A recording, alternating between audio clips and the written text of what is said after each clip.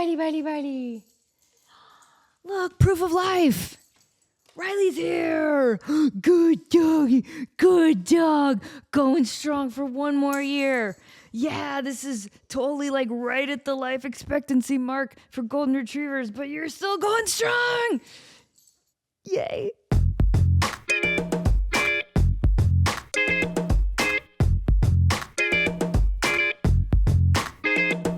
What's up, guys? Happy 2026. It's episode 94.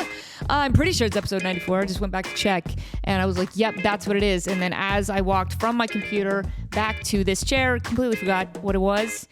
But that's, you know what? I've decided that this is the no stress year. Okay.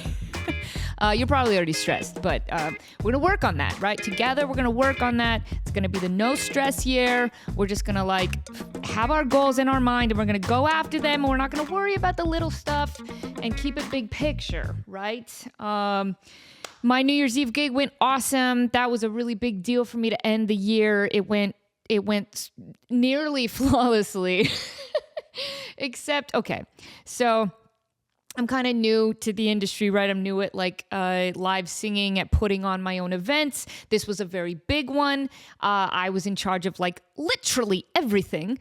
So I was also in charge of the set list, and I didn't quite arrange the songs good enough. Meaning, the first set, we had a lot of bangers when people were coming in and sitting down.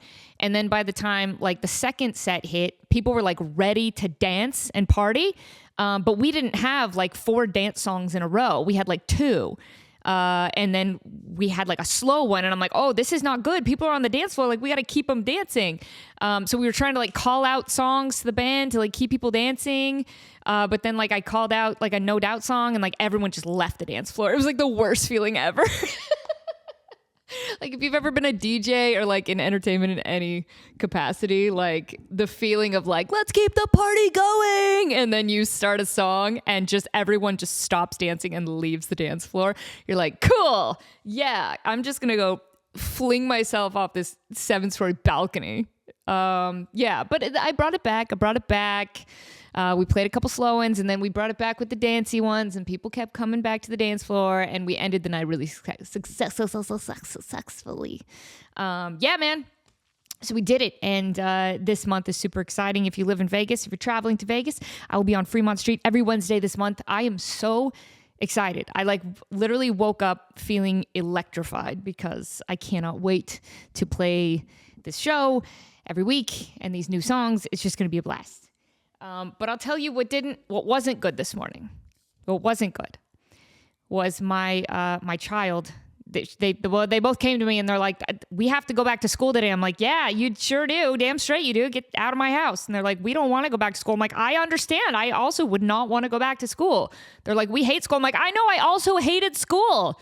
They're like, this is terrible. I'm like, this is really bad. I agree with you. They're crying. I'm also crying. I'm crying harder. I hate this for you. I really hate this for you. Hold on a second. My daughter bought some kind of Tribble-like item at Universal Studios, and it's making noise right now, and it's driving me insane. So I'm going to go find it. I'm going to bring it here, put it on the set. We're going to see what that's all about. Stay tuned. Actually, while I'm gone, I'm going to seamlessly go into an ad read for a sponsor. Go. Hey guys, Lisa Foyles here, and I've been trying out Keranique. And if you guys are dealing with thinning hair or just want your hair to look thicker and more luscious, this stuff is legit. Their regrowth system is clinically proven, and I've already noticed my hair feeling fuller and looking thicker at the roots. And it's really easy to use. It's become part of my regular routine. So if you're looking to boost your hair health, check out the link in the description below and you'll get a discount. Okay, well, I hate this, whatever this is. How do I make this stop? How do I make this stop? There's no stop. There's no stop. I don't know how to get this to stop. This is seriously trouble with tribbles. This is a tribble and it's purring like a Kevin and I can't. Oh, there's Velcro. Hold on. Let me just do some surgery real quick. Oh my gosh, you need to stop right now, you little pink nightmare. Holy crap. Stop. How do I stop you? How do I stop you? Oh, this is not good. Okay. Ah! I did it. Do not tell Chloe about that. So anyway, sadly, my kids had to go back to school, and that's great for me and bad for them because, you know, they got to learn stuff and they got to sit at a desk. And growing up, I had massive anxiety about school. I mean, I was homeschooled most of my life. That's probably why, because my mom's like, you have issues. But it's tough to say that, like, I don't know, did I have those issues because I was homeschooled, or was I homeschooled because I had those issues? It's kind of a chicken and the egg situation. But all I know is that when I went to regular traditional school, I didn't like it. I always was very nervous, and I was very uncool, and I really only had like one or two friends maybe. And it didn't help that, like, I think in third grade, I want to say third or fourth grade, because I was a dancer and I was like this championship dancer. I don't know how it happened because it wasn't like a talent show. I don't know what was going on. All I remember is that my mom brought in like a tiny like boombox, right? That like she put in the corner. And then I came in my full dance costume, sequins and everything, tutu, the whole thing, floofy, just so much floof, and tap shoes. And I remember being in the front of my classroom, kids at desks, fourth grade. I want to say fourth grade. That seems right. Because that's about the age when like kids actually start judging you. And we're starting to weed out the cool kids from the uncool kids. I remember them sitting there and just their judgmental eyes as I walked to the front of the classroom in a floofy sequin dance costume and did a tap number to a boombox song on thin carpet. Okay. It was worse than what you're imagining, because what you're imagining has to be terrible, right? Like, already not an attractive little girl, just freckles, braces, the whole thing, giant Coke bottle glasses, wanting to be cool in this classroom. I'm sitting in front of all my kids and my crush, right? I have my crush there, and I'm up in the front, tap dancing with a big smile on my face while my mom and teacher flirt in the back. Pretty sure that's what was happening. And it's all coming together as to why she wanted to come in and bring the boot box and have me tap. I think that was happening. Anyway, but I was in the front of the classroom just tapping away. And you know what tap shoes sound like on carpet? Not good. Just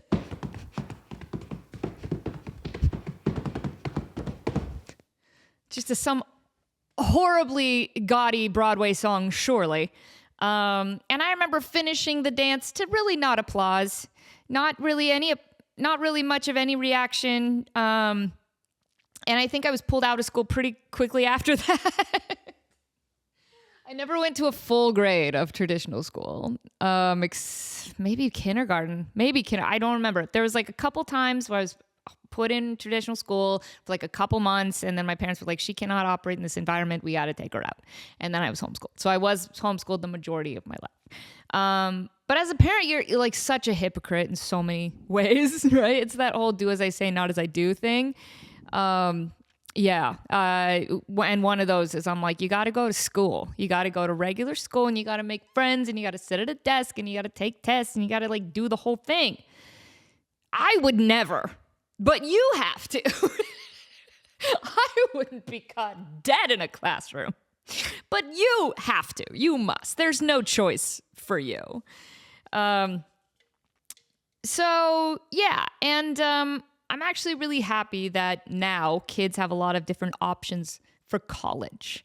I was indoctrinated with the college spirit and mentality from a very early age.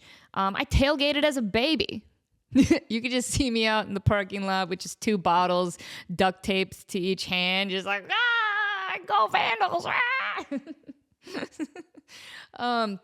It was U of I, Idaho, University of Idaho, with the Vandals. And wearing that black and gold from a very young age, and just remember tailgating. It was so much fun. Running around the campus, running up and down the bleachers during the game, my little gold and black pom-poms. I was just all about that school spirit for a kid who like didn't go to school. But it was made very clear to me early on that like that's what you did, right? Like if you're a foils, you go to U of I. You go to U of I. Everybody went to U of I except Anne. She's weird, whatever. But we all went to U of I, and that was the thing you did. So I got to tell you, college changed my life. And not in the way that you would expect. It completely changed my outlook on everything because of one moment in one classroom. I'm going to tell you about that right now. So, again, so much anxiety in classrooms growing up, it was a problem. In fact, I was homeschooled and that worked really well for me. And my mom had, I've talked about this before. The reason I have such good self-motivation is because my mom kind of made a deal with me where she's like, hey, every single day that you get your work done, the second you get it done, you can go play. I'm not going to make you do recess. I'm not going to make you break for lunch. Like, you don't have to take any breaks. Like, you wake up when you want to. You can wake up at 5 a.m. You can start school at 5 a.m. if you want to. The second you get done with school, you can go play outside in the backyard. And you can go run around with the dog, and you can go watch Sailor Moon. You know what I mean? Like, she was like, you can go do whatever. And I'm like, that sounds like an amazing deal. And so from an early age, I'm like, I'm self-motivated. I can get this done. And yeah, I would get done with school every day at about noon, and then just play for the rest of the day. Just played. And it was great. So I remember I was in an actual desk school environment when I had to take the SATs. And let me tell you, that was not good. It was really bad. SATs are already scary. Not because I'm not smart. Here's the deal. I was incredibly smart in school. Very smart. Too smart. Like, took it very seriously. Straight A's. Very Hermione just really, really good at it and didn't want to be there, right? It'd be like if you go to the grocery store and you just keep seeing the same girl as employee of the month every month. And you're like, hey, good job. And she's like, I don't want to be here. But yet she keeps getting employee of the month because she's so good. I want to go home. I don't want to work here. Employee of the month, Lisa, again. Good job, Lisa. You got employee of the month. Someone call my mom. I don't work from home. So the SATs was a problem. I didn't get a great score on the SATs. I think I got like middle of the road SAT score. And it wasn't due to the fact that I didn't know all the answers. It was the fact that, like, I'm in a classroom. It's silent. It's scary. I'm timed. It's a time test. My desk was broken. So all my pencils kept rolling onto the floor. And that really caused me a lot of anxiety. And I didn't like it. And the guy next to me smelled badly. And the whole thing was just very anxiety inducing. And these are normal experiences that normal people and normal kids have in life. And I just couldn't cope with it. And the problem, I'm not really sure where the problem laid. I think it's because I was in dance class. I was in singing lessons. I was in theater. I was in I had a lot of teachers demanding a lot of me in other areas. So I think my bandwidth just as a child, I didn't even have time for that. Right? I have enough teachers who expect things from me. I don't have time for this. But after I graduated from high school, again, I was living in LA. I was on all that. I was doing the whole child actor thing. But there came a time where I had to stop with the acting for a little bit to go get an education at college, because that's what you do. When you're foils, you go to U of I and you go to college, and it's non-negotiable. My mom was like, it's not negotiable, because she's like, I didn't get to go to college, and so you're going to go to college. I'm like, cool. Sounds awful, but let's do it. And I got a scholarship to U of I I think my scholarship changed. I swear when I first was going to college, it was for musical theater or something. It was singing. Yeah, so I was kind of excited. I'm like, cool, I'm going to college, I'm doing the thing. And I was so not used to the whole world of academia that by the time I finished registration or something, there was some, I don't know how college works, first of all, so be just patient. I don't know, there's a major and a minor and other classes. Apparently I had to sign up for some kind of other core class. It was called Core Discovery. It's supposed to just help broaden your horizons and teach you about other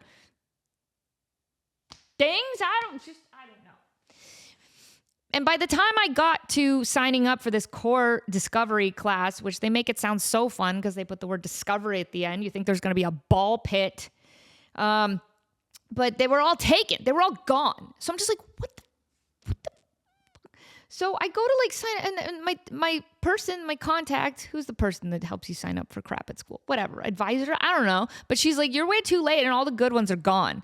Like history of like popcorn making and like roller coaster essentials, like all the fun classes are gone. Like you got to pick from these terrible ones. Like, how to work in the mines or like, I got stuck with art. I got stuck with art, like a beginner's art class. And this was devastating to me because I had no interest in art when it came to drawing things in the sense of holding a drawing utensil in your hand and putting something on a paper or like sculpting or molding or painting or any of that. Not interested in that. No talent whatsoever. This is not any part of my future. I don't need a discovery class to discover if I like art because I know that I don't. And they're like, too bad. You have to be in this art class. I'm like, cool. My nightmare begins. And I started college and think it was already bad. It was just not my environment. I was very much a goody two shoes, like follow the rules, like good girl. So, walking through campus, seeing, naked frat boys in inflatable, like pool toys, just roaming around the streets, just sweating beer. Like it wasn't really my scene. I remember I went to like my first frat party on Halloween. And I was dressed like Daphne from Scooby-Doo, and I walk in and I like look across the room and I'm like, wow, I'm at like a real frat party. Like that's why the carpet's so squishy. Smells like gin and sadness in here and Jaeger bombs and bad decisions and UTIs. But I look across the room and I see like this boy I used to have a crush on in middle school, like way back. And I'm like, hey, and he comes up to me. And I realized instantly that he is dressed as a tampon. That was the costume that he chose to wear on that Halloween at that frat party. And I went, I think that we're not going to actually have a conversation. I think I'm going to go over here. I'm like, this is not for me. This is not a place for a good homeschool girl to be. Especially like I was a child star, right? Like I was kind of famous. Like, it was all bad. So my first day at college, I don't know who planned my schedule. I don't know how this happened, but I barely made it from one class to the other. I was like sprinting across the campus. I had like one class that ended at like 8:45 and another one that began at like 8:55. And like if you're late, they don't like that in college. So I'm like sprinting, I'm like running. And then after that class ended, I had like 3 minutes to get to my next class, which was somehow on the other side of campus. I'm like, this is so messed up. Like who would do this? Already hating college, like first day. Like this is not okay. And then finally I get to this art class. Art 101, core discovery art. And there's these two teachers, Jamie and Amy. Why this class needed two teachers, not sure. But Jamie and Amy were the teachers. And they were like, exactly as you would imagine art teachers would be. Just overly excited about pastels and just teaching me. But at one point they were going on about how like art helps like, in college, like sexual exploration and like experimenting with like drugs and alcohol is like good for artistic expression. I'm like, what? What? What is happening? So not my thing. But the first assignment that my teachers gave me was to draw a doorway of change. Draw a doorway of change. And they're like, you're going to draw a doorway. You're going to draw a door. And it's going to signify your transition into college and this new chapter in your life. It's a doorway of change. You're going to draw the doorway of change. And I'm like, cool. I want to stab myself in the eyes with steak knives and I would put my head in a wood chipper. This sounds awful. Such a waste of my time. This is such a waste of my time.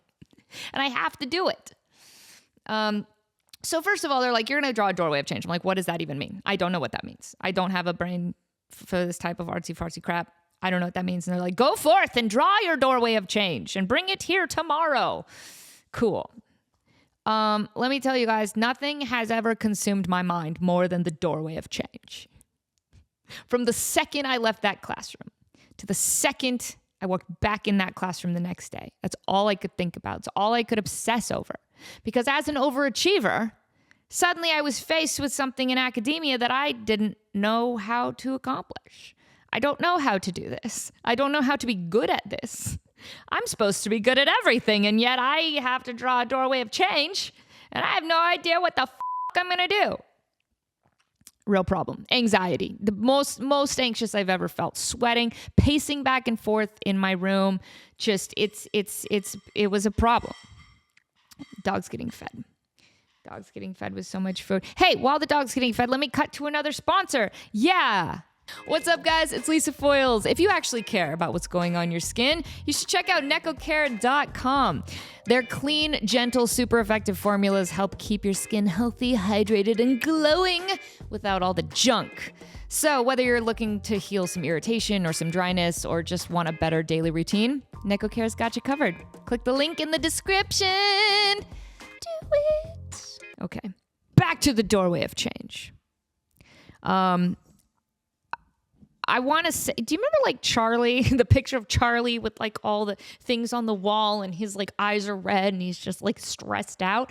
I made so many notes and tried to analyze what this could mean and like made little doodles and like pinned them up on my bulletin board and like examined them and stood back and like went outside and just paced back and forth in the equivalent of like a smoke break for a kid. But like I didn't smoke, so I'm sure I was just like, you know, drinking rich chocolate Ovaltine or something. Alan, drink your Ovaltine. It has vitamins and minerals. I can't get over Ovaltine. It's so delicious now. It tastes fantastic. Wow. That's such a... It's so what I did, y'all. I was such a goody two-shoes. There's other kids just doing Jaeger bombs on campus, and I'm like, I want some rich chocolate Ovaltine to help me through core art discovery and my doorway of change. My kids love rich chocolate Ovaltine. Rich chocolate Ovaltine. Here's my problem with the Ovaltine commercials. Do you ever see these? They started in the 80s, I think, and they bled into the 90s. And I remember they would interrupt baseball games just like 10 times a game. And they were the worst commercials you've ever seen in your life. It always started with like moms talking to each other in a kitchen, but also cheating out toward the camera so obviously that there was a camera and so awkwardly, right? Like in the most 80s looking kitchen you've ever seen. I can't get my kids to eat right. All they want is junk food. My kids love rich chocolate Ovaltine. And it's always one mom who's just like, I can't get my belly to stop drinking Nestle Quick. And the other mom's like, I can always get Timmy to drink rich chocolate Ovaltine, which has way more vitamins and minerals than Nestle Quick. And it's got vitamins Nestle Quick and Hershey's syrup don't. What? They're just dissing. They're dunking on Nestle Quick every commercial. I don't even know how this is legal. I used to drink Nestle Quick until my mom told me how good Ovaltine was for me. I said, sure. How can they do this? I've never seen a commercial since that is like so... The only equivalent I can think of was like the Mac versus PC commercials, right? Where like so blatantly Macs were dunking on PCs. And like if you were a PC user, like you were a fucking nerd. And if you used a Mac, like you were the coolest shit. That's the only other equivalent I can think of, because you'd get these Ovaltine commercials that were so innocent and yet they were so savage against Nestle Quick. Hey, listen, Nestle Quick. Dad, Quick's out. We switched to rich chocolate Ovaltine. I can't. My son Billy just keeps drinking this swill full of fat. Ovaltine's better for you. It has vitamins and minerals. Quick doesn't. And I can't, and he's just turning into a horrible fat mutant, and he's 300 pounds, and we're worried about him. We have to put him in a wheelbarrow to take him to school, and he won't stop drooling and vomiting and all over the car and he's just drinking Nestle Quick. Well, you should give him rich chocolate Ovaltine. And then anytime a mom would say rich chocolate Ovaltine, outside the door there'd be like 700 kids go, rich chocolate Ovaltine! And they'd run in. Who wants an Ovaltine shake? I do! I better make more! Screw those at Nestle Quick. You should drink rich chocolate Ovaltine. It was so awful. Anyway, that's probably what I drank. on my smoke breaks, trying to figure out what the doorway of change was. Didn't sleep that night. Definitely didn't sleep. Couldn't figure it out. What does it mean? What is my transition to college? What does any of it mean? Got way too existential with it. Drew something that was definitely looked like a drunk toddler drew it, like straight up. Like I probably used crayons. It was just really terrible. Barely made it to the class, like with the finished product, like put it on my desk, just having I looked like an alcoholic lawyer who just lost the case of a lifetime. But I did it, right? I showed up to Amy and Jamie, teachers in my class, and I had my assignment, and I'm like, you know what? I did it. Buzzer beater. I did it. Here's my doorway of change. It's dated. It's signed. It's colored. It is complete. I have done it. I am a college student. And I'm an overachiever. And this is my doorway of change. So looking around the room, there were definitely some kids who like for sure excelled at art. Like this is what they did. And they wanted to be there. And like they just effortlessly drawing beautiful doorways of change. You'd look at at their drawings and be like, that's a doorway of change. Like no question. And then there was this one kid. And he definitely looked like he didn't sleep, but for different reasons. Just, you could tell he's partying all night. Definitely reeked of Jameson. Bloodshot eyes. I think there were still some Sharpie drawings on him from, you can only imagine. And he certainly had a crumpled up piece of paper that was supposed to be his doorway of change, and it looked worse than mine. So already I'm like, yes, I'm not the worst one. I'm not the worst one. That's all you can hope for in this situation. So they make you like put your art up on the wall to display in front of everybody. And I'm already like, I don't like this. I don't want anyone to see my doorway of change. But they did, and then we all just kind of walked around and looked at everybody's papers, and finally, the teachers, Amy and Jamie, were like, okay, we have a couple that we really want to highlight in front of everybody. We want to put a spotlight on a couple of these. Thankfully, mine wasn't one of them, but this kid's was. The kid who clearly didn't sleep and was probably still drunk from the night before. His was one of them. His was the third one. They highlighted 3. So the first two were like, you could tell the girls were artists. They were brilliant. Beautiful doorways of change. And then they got to him.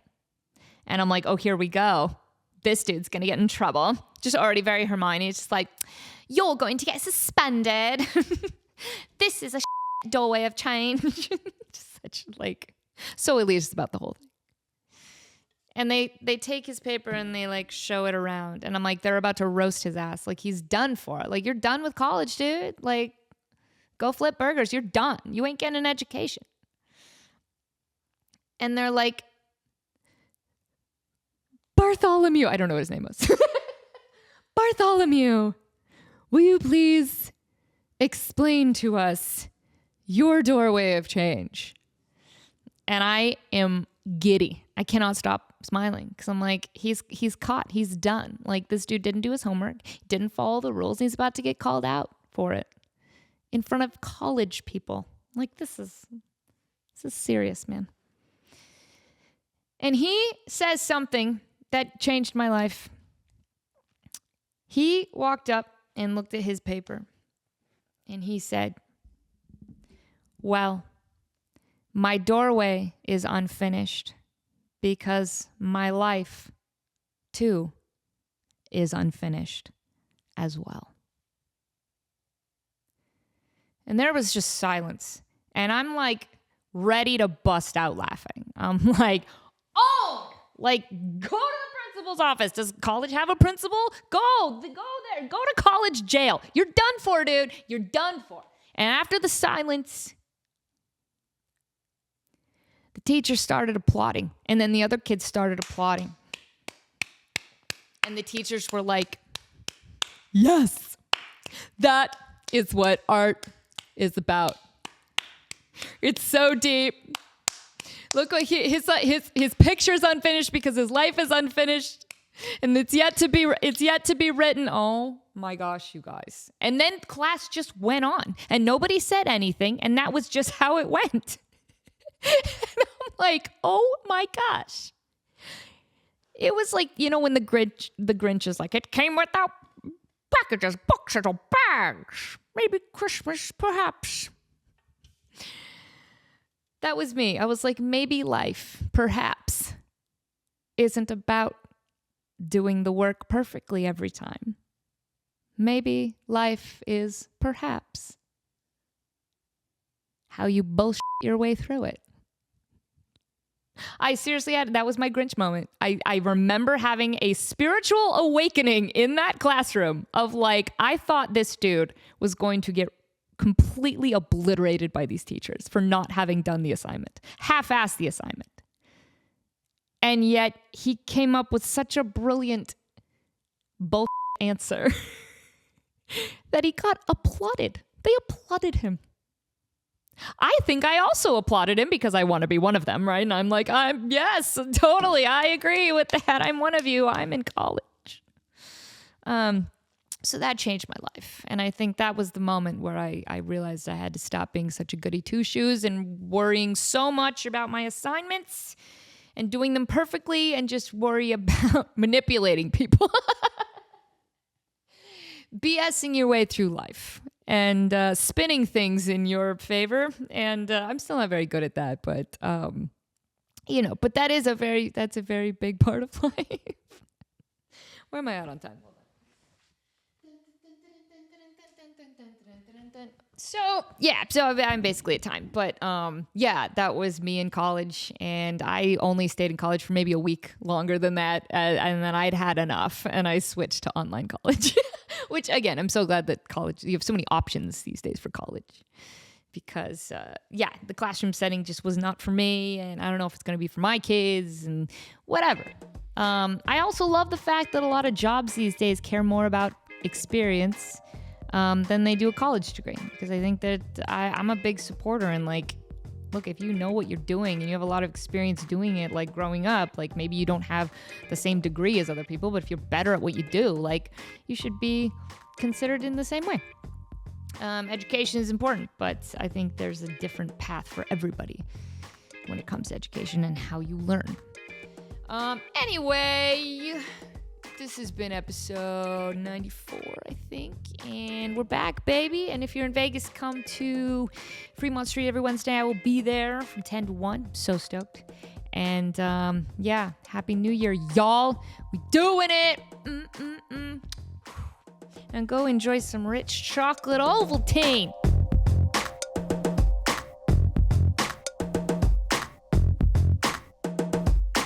Oh, I forgot to tell you that this giant can of Duff was purchased by my family from me at Universal Studios because they walked into a gift shop and they saw everything there and they zeroed in on one thing that they knew their mom would like, and that is a giant can of Duff beer. And then my daughter slept with it later that night. So, winning.